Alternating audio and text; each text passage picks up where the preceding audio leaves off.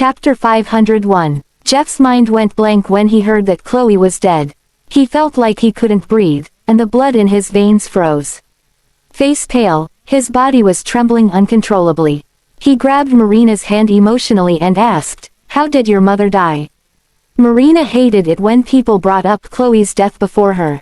She was the one that caused Chloe's death, and she didn't want to face that fact. "What does it have to do with you? Which hole did you crawl out of, you peasant? Get away before I call for security."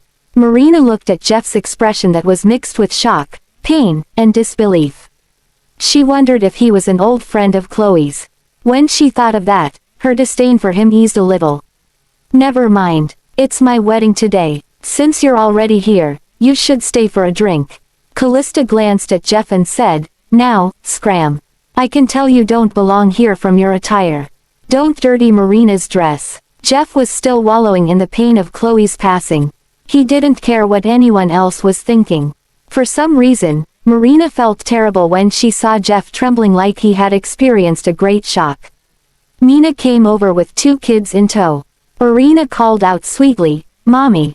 Marina's heart warmed at the sight of her children, who she hadn't seen for some time. She looked at Connor. She thought he would at least call out to her since they had not seen each other for so long. But Connor looked at her emotionlessly without saying anything. Jeff noticed Connor and asked, "Is he your son?" Callista said impatiently, "Why are you still here? Don't you understand a word I said?" A sudden realization struck Jeff. "He's your and Ethan's son, right? Why are you acting all crazy? Everyone knows that Marina is Mr. Miller's first love. He waited for her for 10 whole years. It's only natural that they have children. Only natural. What about my daughter, then?" Jeff asked with a crazed expression.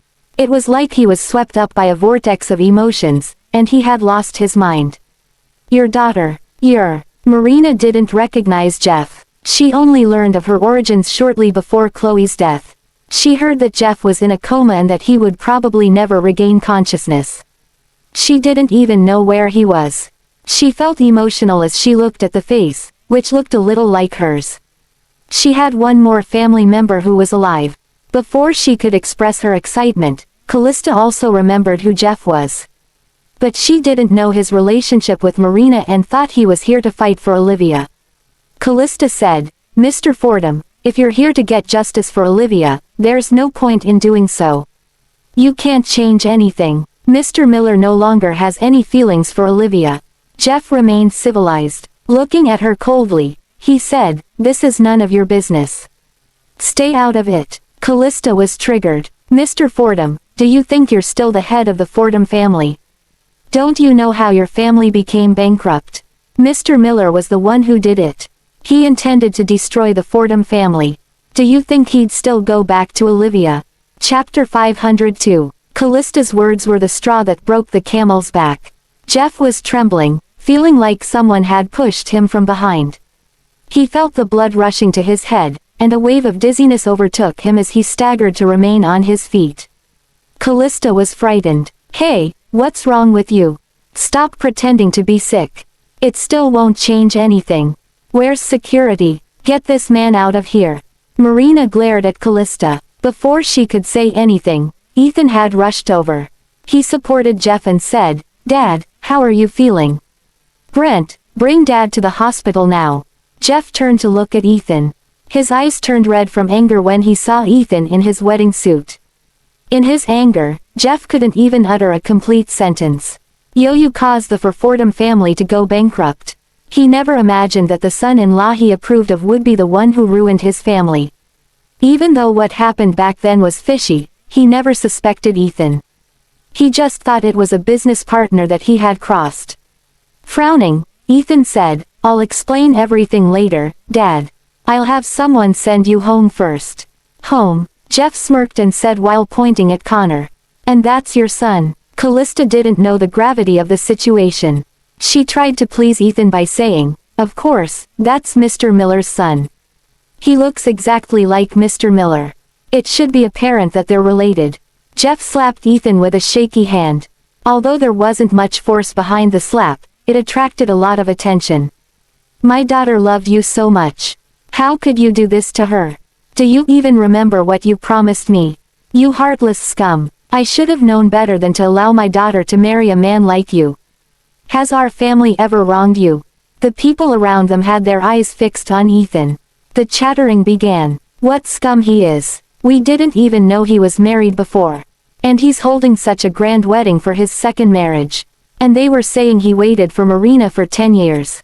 He's trash. That's right. He even has a son. Maybe he cheated during his first marriage. I feel so bad for Miss Fordham. Ethan didn't care about what the other people were saying. He was only focused on Jeff. Dad, this is not a good place to talk. Let's go to the hospital. Jeff swung his hand away angrily. You bastard, you have no right to call me Dad. Jeff used all his strength to break away from Ethan. However, he fell onto the floor as he lost his balance. Dad! Olivia's scream came from a distance away. She tried her best to catch up to Jeff but was too slow.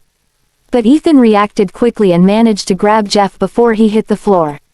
Slow down, Olivia. Being careful was the last thing on Olivia's mind. She saw Jeff falling over and felt like she couldn't breathe. She ran toward Jeff as fast as she could. When she reached Jeff's side, Olivia asked nervously, Dad, how are you feeling? Are you hurt? Jeff held her hand. He had so much he wanted to say. But, in the end, he just asked, Tell me, Liv. Is your mother dead? Olivia was taken aback. Then, she lied. That's not true. She's still alive. Why would she be dead? Silly girl, you always make that face when you lie. You haven't changed one bit. Reaching out, Jeff touched Olivia's face with his other hand. I'm sorry, Liv. I wasn't able to protect you. Jeff's eyes were already filled with tears. Looking at her with guilt, he said, I'm such a useless father. I can't even protect you. Don't talk anymore, Dad. I'll bring you to the hospital now. Don't worry about anything. You'll recover. Everything will be better. Liv, I'll always love you. Jeff's hand went limp after he said that. Dad. Chapter 503. Olivia's mind went blank when she saw Jeff falling unconscious. She cried out in shock and fainted. Liv. Ethan carried her in his arms while Brent carried Jeff on his back. They quickly left the scene. Marina was also in a daze from what had happened. She didn't understand how things came to this. As she watched Ethan leaving with Olivia in his arms, she screamed, Ethan, the ceremony is about to begin. She was in a hurry to get to Ethan, but her legs couldn't support her weight. She fell to the floor as soon as she tried to stand. The fancy dress she had on could not conceal the sorry state she was in, nor could it stop the words of the people looking at her. Callista finally realized that she had made a colossal mess. She quickly went to Marina and tried to help her up. Are you okay, Marina? Marina slapped her hard. Bitch, look at what you've done. Callista knew what she said to Ethan had been inappropriate. She frantically tried to explain, I'm sorry, Marina. I was just trying to. Marina grabbed Callista by the collar, wrinkling the lace on her chest. If I can't get married, you'll be in for it. Callista slumped to the floor, muttering, I'm sorry, I'm sorry. I didn't know things would turn out like this. At the hospital, Olivia and Jeff were sent to the emergency room. Olivia's diagnosis results came out quickly, but Jeff was pushed into an operating room. Chris tried to comfort Ethan, saying, Don't worry, Mrs. Miller is fine. She just fainted from shock. The babies are fine too. Ethan rubbed his temples and said, I'm worried about Dad. He's too fragile. Olivia was the same. If something were to happen to Jeff, she would be devastated too. A doctor came out of the operating room, and Ethan immediately went up to him. How is my dad doing, doctor?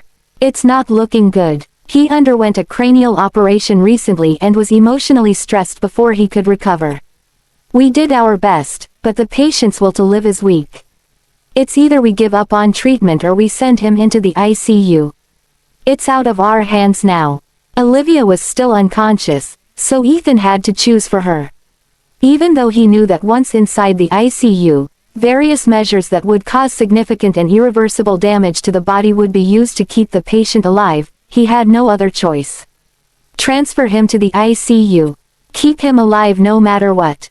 Understood. Olivia was thrown into darkness. She searched in the endless darkness but didn't know what she was looking for. She felt like she was about to lose someone important to her. She searched for a long time but found nothing. She crouched on the floor and started to cry. She suddenly realized when she looked down that her physical body had gone back to when she was a child. Her arms and legs were tiny. Just as she was panicking, someone placed their hand on her head.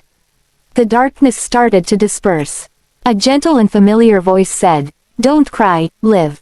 Realization struck her. She had been looking for Jeff. She raised her head to see the man before her. He looked exactly like he did 10 years ago. He no longer looked sickly or frail. He looked like he was in his prime. Jeff smiled at her warmly, just as he used to.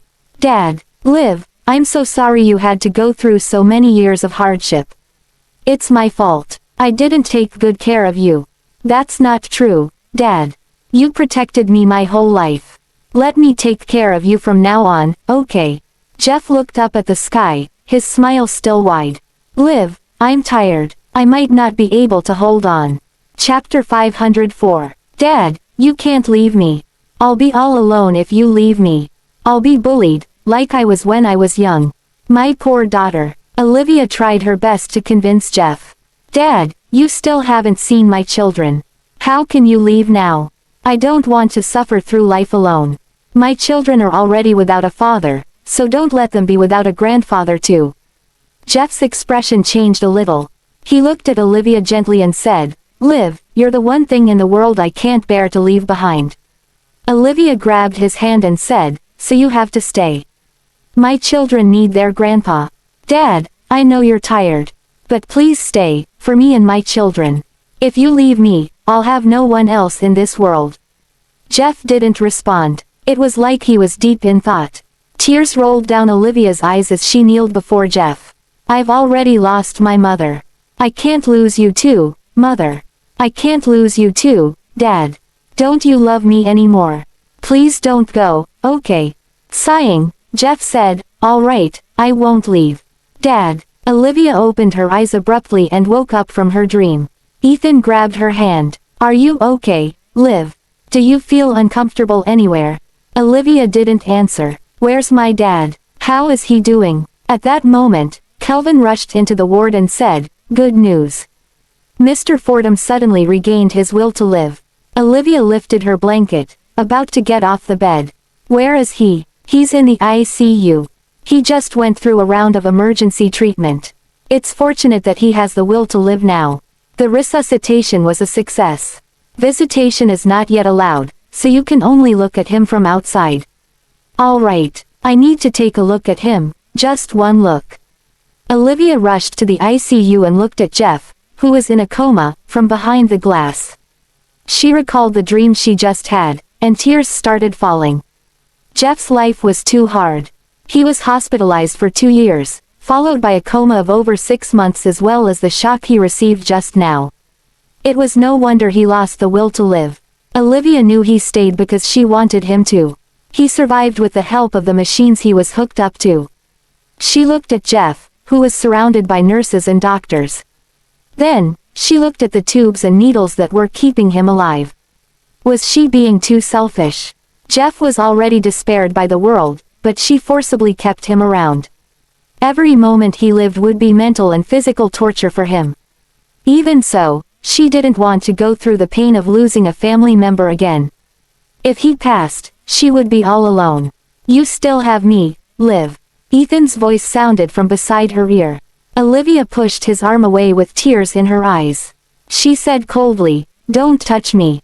Leave me alone." Ethan was the reason Jeff ended up like this. She didn't want his pity. Ethan opened his mouth but couldn't think of anything to say. "Liv, I don't want to see your face, Mr. Miller." Olivia put a hand over her stomach, which was hurting. She wondered if it was because she didn't eat breakfast. After all, she suddenly felt a lot of pain in her stomach. The pain that she hadn't felt in a long time sent her reeling. Ethan saw that Olivia's face had suddenly paled, and her forehead was covered in sweat. He held her hand and asked, "What's wrong, Liv?" Olivia was in too much pain to speak. Frowning, she said weakly, "It hurts." Sit down now. I'll get a doctor. Olivia tugged at his sleeve weakly and said, no need. Just bring me some food and a glass of warm water. I'll be fine. Chapter 505. Ethan listened to Olivia's demands. He went to prepare some food for her in a hurry. Olivia's stomach pain subsided after she drank warm water and ate some food. Ethan saw that she felt better and asked, is your stomach troubling you? We should arrange for a checkup. You're not even 3 months pregnant yet. Don't take it out on the babies even if you hate me. Olivia ignored him, but Marina, who had just arrived, heard what he said. What did you two do behind my back? Marina shrieked, her voice echoing in the corridor. Olivia was already tired. She frowned in annoyance at Marina's voice. This is a hospital. Be quiet. Bitch, how dare you seduce my husband?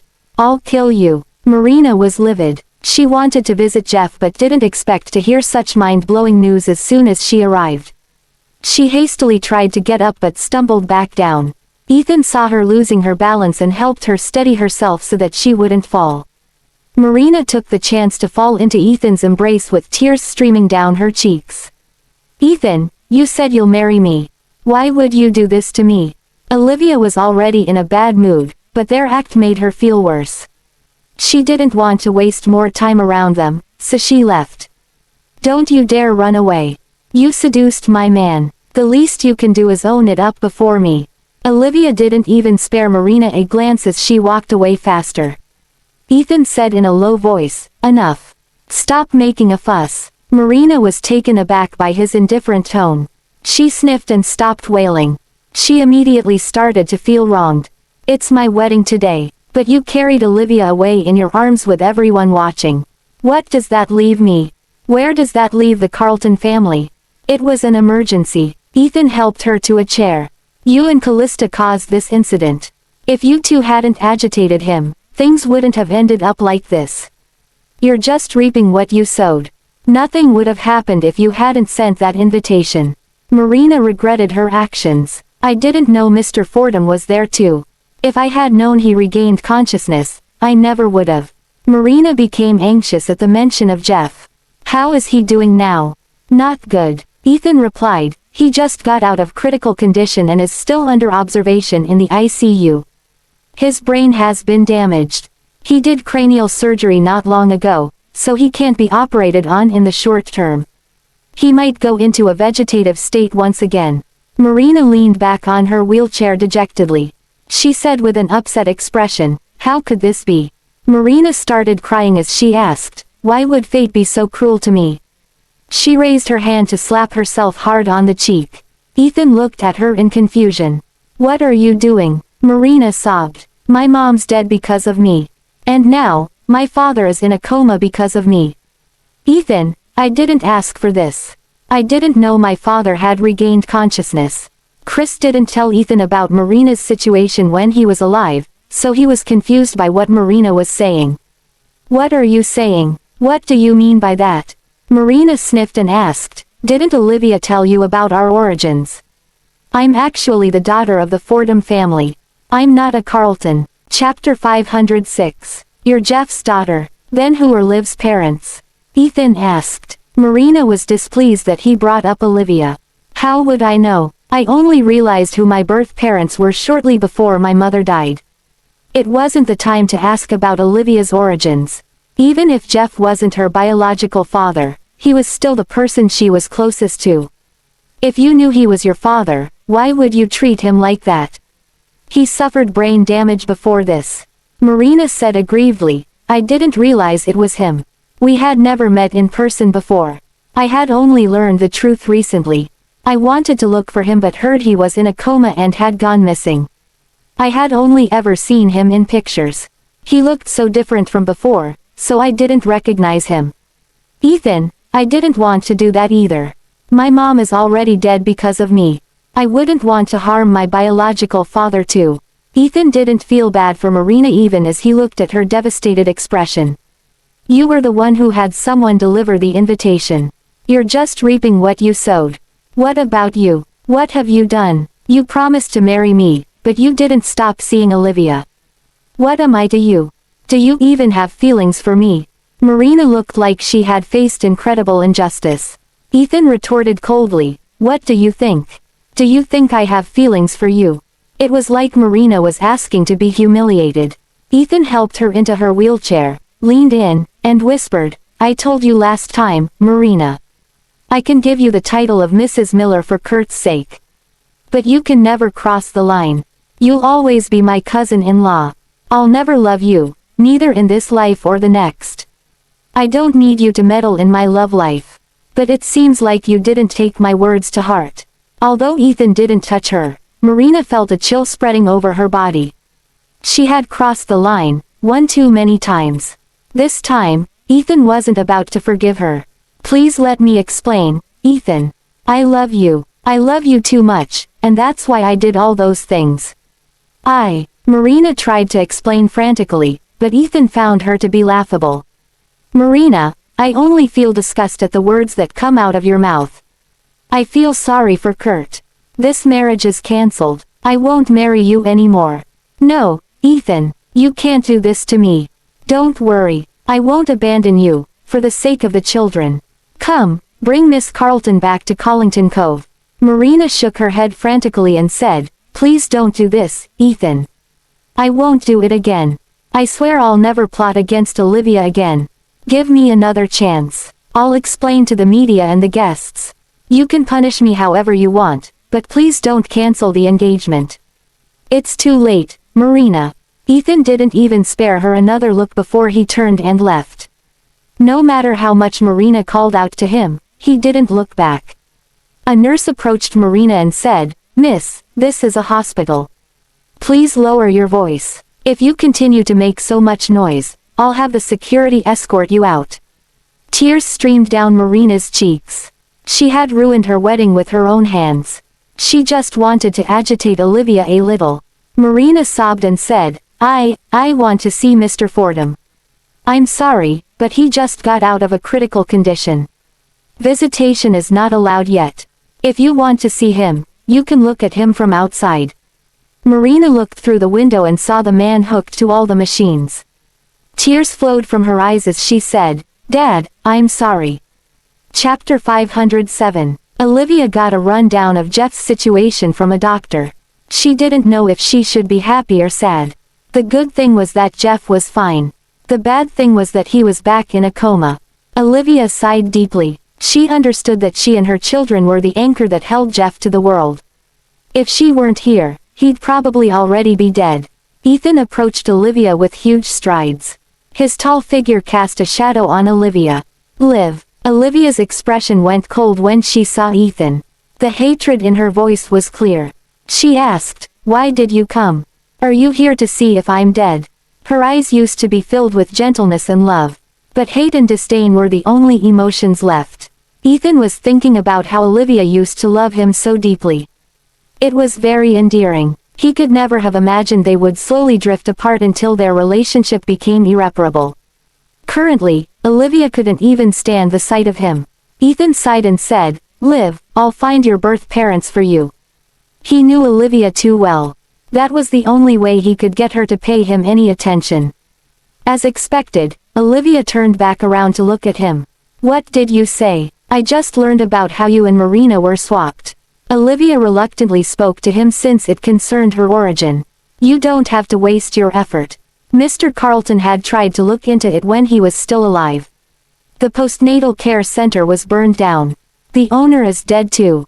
There are no leads to start an investigation. Someone else knows the truth." Olivia's eyes lit up. "You mean Helen Gibson?" "Yes, she's the one behind it all. She definitely knows who your birth parents are. She might not even tell us. I had planned to question her after my dad recovered. But then something like this happened." Olivia looked very frail. She didn't know what she did wrong. She couldn't understand why life was so hard on her. Ethan wrapped his hand around her shoulder and said gently, "Liv, I told you that you still have me. I'll never leave you. I've already cancelled my engagement with Marina. I won't marry her. You'll be the only Mrs. Miller I ever have." If Marina hadn't caused so much trouble, Ethan wouldn't have gone back on the promise he made to Kurt. But Olivia didn't care. She looked at him with an icy gaze. Smiling mockingly, She said, "Do you think I'd still care about what you do? I know you don't care about me. You might even hate me. But this is my answer to you. Liv, I'm not asking you to ignore what I've done. I admit that I'm fully responsible for what happened to Dad. But there's another mastermind behind it all." Ethan's expression was calm, but his voice was steady. A lot of questions arose from Jody's death. I felt that something was wrong. But these seemingly unrelated things seem to be linked. I think maybe someone has been after you from the start. Me? Yes, Jody's death was just the start. The people behind it all might have something to do with your origins. This is just my speculation now, but I'll try to uncover the truth as soon as possible. Liv, what happened today might just be a coincidence, but it might not be the case next time. Whether it's related to you or not, I hope you won't refuse my help. Let me protect you and the children, for their sake. Chapter 508. Although Olivia hated Ethan, she knew he was telling the truth. She needed his help for the children. It wasn't about her feelings. She just needed a safe place to give birth to her children. Olivia relocated again. This time, Ethan made sure that no one else knew about it. He wanted to be careful. The new house was by the sea. Olivia could see the ocean every time she woke up. On the other side, there was a mountain. The scenery was beautiful. It was an excellent place to rest and recover. But Olivia would no longer see Jeff working in the yard, nor would she have him to teach her woodworking. Jeff was moved to this house after his condition stabilized. He was surrounded by medical experts all day while he lay silently on the bed. His complexion had improved after a while, and his expression was calm. His eyes were closed like he was asleep. But Olivia knew that no one could save him this time. He couldn't go through another brain surgery anytime soon. It would be too risky even with the best doctors in the world. They had no choice but to maintain his current condition. It was highly likely that he would pass away after a period of time. The chances of him regaining consciousness were minuscule. Even so, Olivia couldn't let him go. She would take care of him carefully every day. She hoped that he would still be able to wake up one day. But whenever she saw the wooden carvings he made, tears would well up in her eyes. There was a room filled with the toys he had carved for her babies. There were tattle toys, a crib, a rocking horse, and many other toys. Mona was teary-eyed, too. She rubbed her eyes and said, "Mr. Fordham was looking forward to the birth of your babies more than anyone else. He worked very hard every day. Sometimes, he'd work well into midnight. I'd always tell him to rest, that there was always tomorrow. But he'd say that we wouldn't know what would happen. The only thing he could do was to make more things for you and your babies while he was still able to. I thought he was paranoid, but now I understand that his worries weren't unfounded. It's a pity. Mr. Fordham is a very nice person. He doesn't deserve this." Olivia was holding a wooden sword in her hand. It was an unfinished piece. Jeff had prepared toys for boys and girls. The sword's outline was complete. Jeff had carved a dragon on it. The scales were halfway done. He had planned to finish the sword that week. Olivia ran her fingers on the wooden sword and looked at the intricate patterns on it. It was apparent that Jeff poured his heart and soul into these toys. Tears began to stream down Olivia's cheeks, and they fell onto the hilt of the wooden sword. "Don't cry, Olivia. They say you need to be happy when you're pregnant. It'll be bad for the baby's growth if you're in a bad mood." As time passed, the babies would slowly develop. They would be able to sense their mother's emotions. Olivia wanted to wipe her tears, but her damaged hand was still too weak to move. She set the wooden sword aside and wailed like a helpless child. Jeff had given her all the love he could since she was a child. Chloe left them when Olivia was still a child. Jeff tried his best to make up for the motherly love that Olivia lost. He also raised her to be a fine young lady. So, Olivia rarely cried when faced with hardships. She used to be warm and bubbly. How did it become like this? Her life was a mess. All she could see was darkness when she opened her eyes. Even the air felt heavy like it was suffocating her. Years of pent-up resentment, sadness, and frustration all erupted at this moment. I already lost a child and my mother. I don't want to lose my father too. Why can't I at least have that? Olivia felt like everyone she cared about had been taken from her. One day, even she would vanish from the world. Chapter 509. Mona hugged Olivia tightly. They were around the same age, but she comforted Olivia like an aunt would.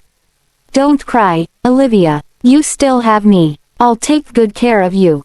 Mr. Fordham's condition has stabilized too. So, he'll be fine. Maybe he'll even wake up after a few days. Everything will be better." Olivia used to believe everything would be better too. But fate had made her understand that it could always be worse. You'd never know how unlucky you could be unless you experienced it. People said misfortune wouldn't last forever, but Olivia couldn't see any hope for the future. She was always fearful of tomorrow. She was afraid that Jeff would be dead when she woke up. Or maybe something would be wrong with her babies. Perhaps they might be malnourished. There was also her illness, which made her even less hopeful for the future. Olivia said in a shaky voice, "Mona, I'm really afraid that misfortune will befall me and my babies next. I'm not afraid of dying, but I'm afraid that my babies will suffer because of me." "Olivia, you're being paranoid. There hasn't been anything suspicious. What are you worried about? It's safe here. No one will be able to get to you. Mr. Miller even brought over a gynecologist and examination equipment for you. I've looked at those machines. They're not cheap. Mr. Miller cares about you. He won't let anything happen to you." Mona comforted Olivia, saying, "You don't have to worry about anything now. It's not the end of the world yet. Mr. Fordham managed to survive such an ordeal, and he'll be fine. You just need to rest and wait for the birth of your babies. They'll be born healthy, and you'll be fine. I'll keep you and the babies safe." From that day onward, Olivia stopped wallowing in sadness. She took up Jeff's hobbies. Every day, she would tend to the flowers, do some woodworking, and gaze at the ocean. She would stare at the tide and the sky.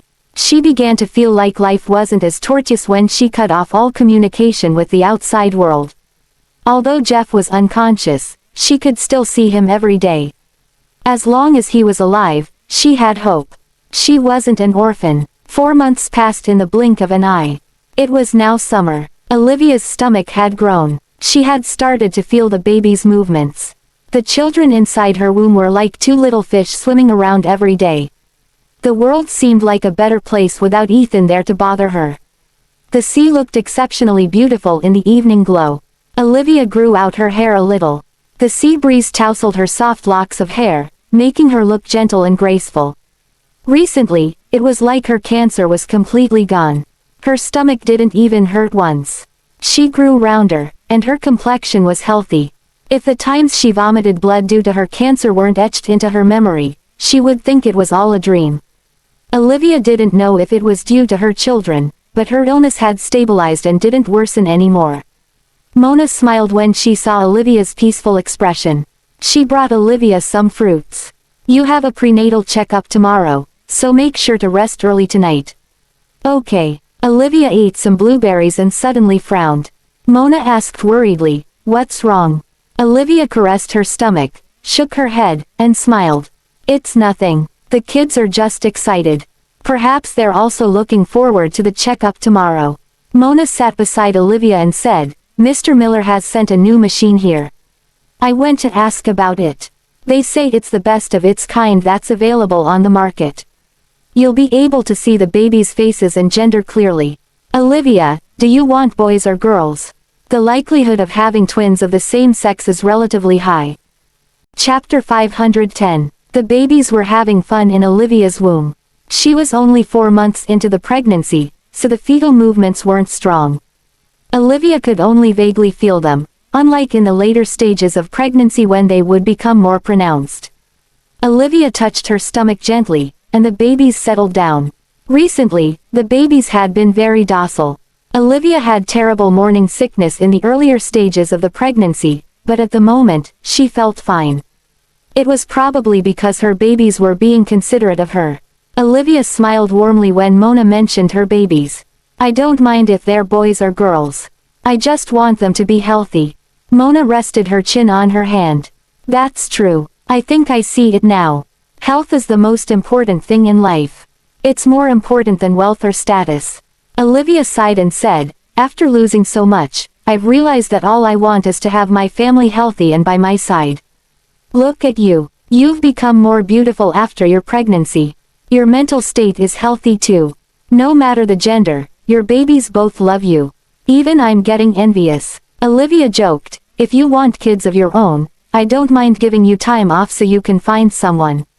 I don't want that. I like being single. Really, why did I hear you talk with a sickly, sweet tone last night?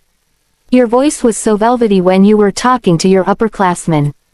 Mona blushed. Stop making fun of me, Olivia. Olivia nudged her lightly and said, seriously, tell me. Is that upperclassman of yours someone you like? I'm just a secret admirer of his. We went to the same high school. He was a very outstanding person. He helped me a few times, and for that, I'll always be grateful. I worked hard to get into the same university as him. I wanted to confess to him after I got into university, but he went overseas as soon as I got in. But he's coming back next week to further his career. Mona's eyes lit up when she talked about her upperclassmen. Olivia could see traces of her past self in Mona's cheerful expression. She used to be so optimistic about love. Her eyes would shine every time she talked about Ethan. Mona shook her head. It's always the love from the adolescent years that sticks with you. His gentle gaze, his sharp brows, and the look he had when he ran around the field wearing his white shirt. I could never forget how he looked.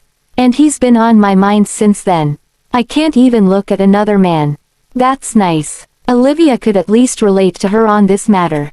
You've also secretly admired someone before, Olivia. Yeah, I was just like you. I was head over heels for him. Then what happened? Then, Olivia chuckled lightly and said, he died. He died in my memories. Every time I think about him, I feel pain and regret. Mona quickly realized who Olivia was talking about. As that person, Mr. Miller. Mona had been with Olivia for almost half a year. She was curious about what had happened between Ethan and Olivia. But Olivia hated Ethan with every fiber of her being and didn't want to talk about their past. It was just like what Olivia was doing at the moment. Her smile would fade as soon as Ethan was brought up. Then, she would try and change the subject. Next week, you should go meet your upperclassman at the airport when he returns. No, I can't do that. Mona declined without a second thought. I thought you haven't seen him in a long time. Don't you miss him? Mona said sternly, you're more important than him. It's chicks before dicks. I said I'll be here with you until you go into labor. I won't give anyone else the chance to hurt you. It's just speculation. We have no proof that someone is out to get me. It's better to err on the side of caution. I don't want any accidents happening. Some accidents will scar you for life. Olivia, I promised I'd take good care of you. My upperclassman is coming back for the long term. If we're meant to be, I'll see him again. But if we're not, then there's no point. Olivia smiled in resignation and said, you seem to have it all figured out. Mona stuck her nose up. That's for sure. Nothing is more important than your safety. I'm still waiting for the babies to be born so I can be their godmother. Alright, then I guess we have to inconvenience the baby's godmother for a while longer. We'll get to your love life a little later. Nothing is even happening yet. Stop making fun of me. Olivia patted Mona on the shoulder. You're pretty and have a good personality. No one can resist. You're too kind, Mona said softly. Her cheeks were blushing like the evening sun.